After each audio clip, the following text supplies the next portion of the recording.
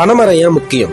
வெயில் காலம் வந்தா நொங்கு வேணும், குளிர்காலம் வந்தா கல்லு வேணும், குடிக்கிறதுக்கு நிலத்தடி நீர் வேணும், சுகரை குறைக்க பனங்கிழங்கு மாவு வேணும், சூட்டை தணிக்க பதனி வேணும், சுவையா திங்கிறதுக்கு பனவெல்லம் கருப்பட்டி வேணும், குழந்தைங்க பாலுக்கு பனச்சக்கரை வேணும், பசுமையா வாழறதுக்கு பல மரங்கள் வேணும். இது எல்லாம் வேணும். ஆனா இது எல்லாத்துக்கும் ஒரு காரணமா இருக்கிற பனைமரம் வேணும். 10 பனைமரம் ஒரு கிணற வத்த விடாது. மொத்த பனைமரம் ஒரு ஊரையே வத்த விடாது. பனையால மனுஷனுக்கு மட்டும் ஒரு வீடு, ஆனா பனைமரம் தான் பல உயிர்களுக்கு பெரு வீடு. பனைமரத்துல பறவைங்க கூடு கட்டும். கட்டின பறவைங்க பல விதைய காடா மாத்தி காட்டும். கருவேல மரமும் காடா கிடக்குது, ஆனா பனைமரமும் ஒத்தையில தவிக்குது. வாரி வாரி எடுக்கிற மண்ணெல்லாம் பணம் வேறால புடிச்சதுன்றத மறந்துட்டோம் நம்மெல்லாம். இன்னைக்கு காசு கட்டி வாங்குற ஏசி காத்து அன்னைக்கு பனைமரத்தோட ஓசி காத்து தான் ஏசி காத்து. சுனாமியை தடுக்கிறதும் பனைமரம் தான், சூறாவளியை தடுக்கிறதும் பனைமரம் தான். பனைமரத்தோட வளர்ச்சியை வச்சுதான் ஒரு ஊரோட வளத்தையே கணிப்பாங்க.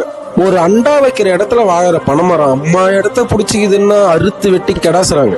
100க்கு மேல பயன் தர ஒரு மரத்தை சூளைக்கு வெறும் 100 ரூபாய்க்கு வெட்டுறது எவ்வளவு பெரிய பாவம்ல. ஒரு ஒத்த பனைமரம் ஒரு வருஷத்துக்கு எவ்வளவு பனவெல்லம், பதனி, கல்லு, பனஞ்சீனி, நொங்கு, பனம்பழம், பனங்கிழங்கு, இன்னும் எவ்வளவு கைவினை பொருட்கள், எவ்வளவு திங்கிற பொருட்களை கொடுக்குது. அதற்கான நன்றி கொஞ்சமாச்சு நம்ம கிட்ட இருக்கா? பாலைவனத்துல கூட வளர்ற பனைமரம் பாவம் இந்த தமிழ்நாட்டுல பட்டு போகுதுன்றது எவ்வளவு அவமானம். அடுத்த தலைமுறை சாக போகுதுன்றத புரிஞ்சு பனைமரம் வெறும்